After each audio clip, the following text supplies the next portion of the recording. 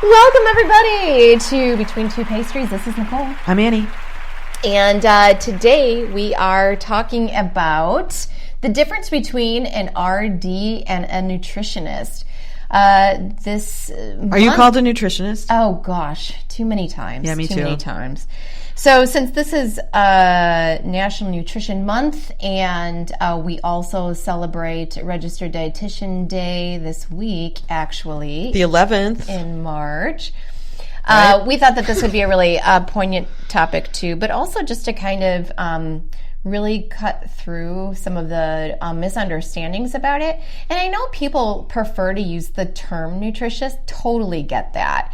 But I think for anybody who has to go through what we have to go through to get this degree, I think it's just so painful. Yeah, 100% painful. To be called something that doesn't actually require a degree anyway. Right. So, and dietitian. Yeah. Just because I'm looking at something right now with the word dietitian in it, and it makes me think about how everyone spells it with a C. Yeah. Does that bug you too? It does bug me. That bugs me. I remember when back in school, I remember one of the professors were like, do not spell it with a C, you spell it with a T. It's a T. And I don't remember the reason why, but a I naughty word always did. I know. Just remember, dietitian has a naughty word in it. Okay.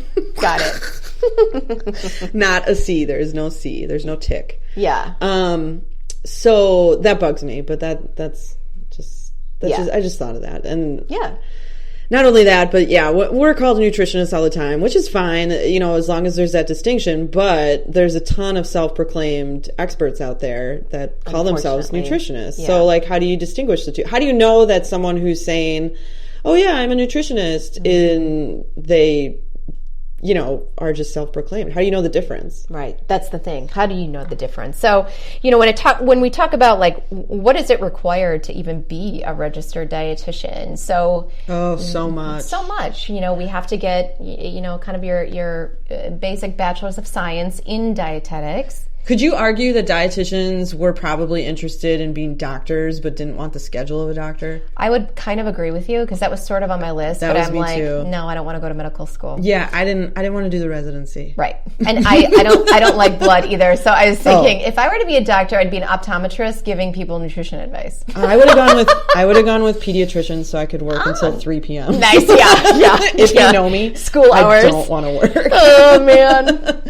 So it's a lot of school, and it's and rightly so. Rightly so. So we end up with a bachelor's degree in dietetics. So that the coursework is significantly different, and that's what's really important. So a registered dietitian is going to understand all states of a physical body. So understanding any and all disease states that are related to nutrition in general, understanding physiology in general. We have to take so much chemistry from, of course, regular standard organic chem to biochem.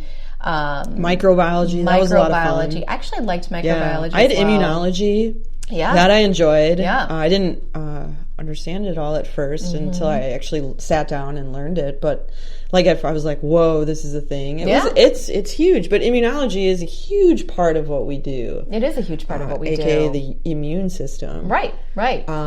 Endocrinology, all of that stuff is just so important. So, right. And obviously basic biology too. I mean, God, that's... Because part of our skill is also to be able to decipher certain labs, and even if you're just coming in for just some kind of basic understanding of how you can improve your nutrition, I still want to know certain labs because it kind of tells me what sort of state your body is in. Yeah.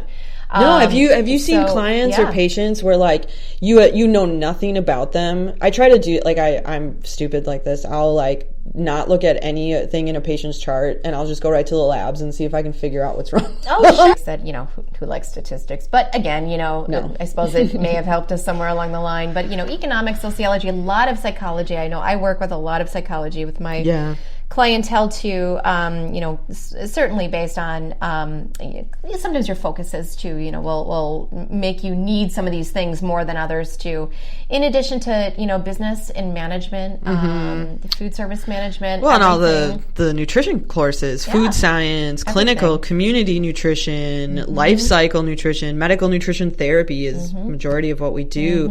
I use stats to write my thesis. Yeah. That was a huge component. It was really hard hard. Right.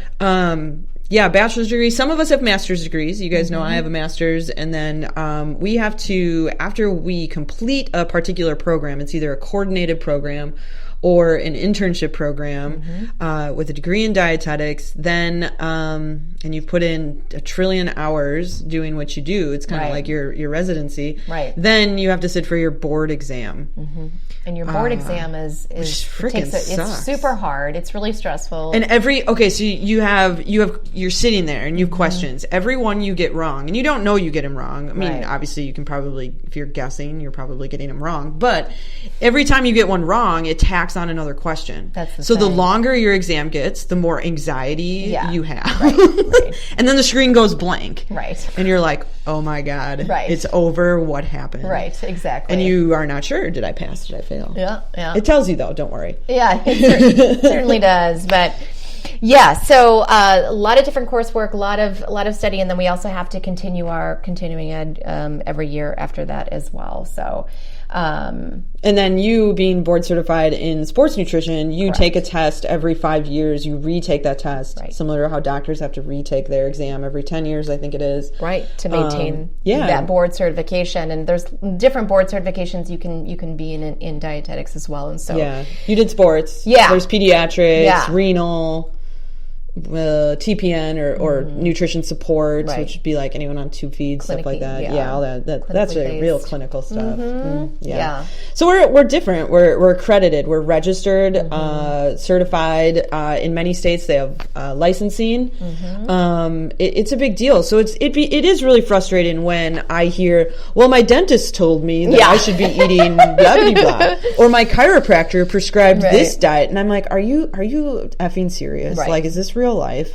Like, you don't go to your mailman for car advice or information. I mean, maybe you do, but like, wouldn't you ask a mechanic? You don't do that. And that's the thing, and what's important to understand is that, everybody's body is the same, and yet everybody's body is truly different. And so, everybody has a little bit of different something going on that, we have to tailor certain things to that. And that's what's really important to kind of understand. Yeah.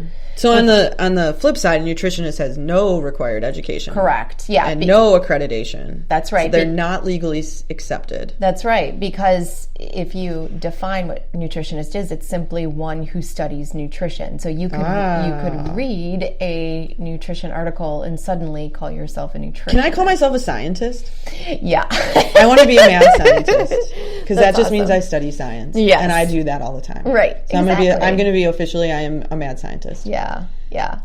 And when we were talking about education, you actually don't have to have any real education. In fact, Annie and I were just kind of talking the other day about how it is unbelievably upsetting to find nutrition certifications that you can buy on Groupon. Yeah, for real. This is real life. Take it. It's $5. I mean, it's also super upsetting to find certified personal trainer certifications you can buy on Groupon too, because certificate in nutrition. Because it's too easy to become a personal trainer. I'm a personal trainer. I took that certification through ACE, and I am too. I passed, and it was a hard test to study for that I actually studied for and everything. But like, there's no nutrition in there. There's no reason those people should be prescribing it. I mean, I'm an awesome trainer. Yeah. No, I remember, quick story. I remember being at the gym and a trainer approaching me about a client they had that they were personal training. Like, she just can't seem to lose any weight, so I'm having her log and,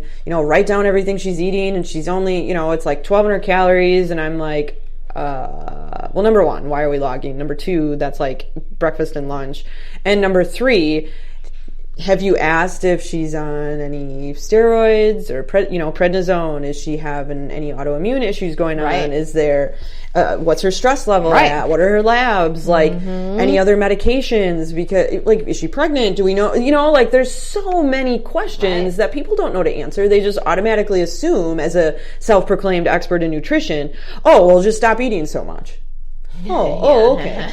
Well, that's the solution. Yeah, if only things were that simple. Right. Then we'd all there wouldn't be such an obsession over all of this. Yeah. Right. So, at any rate.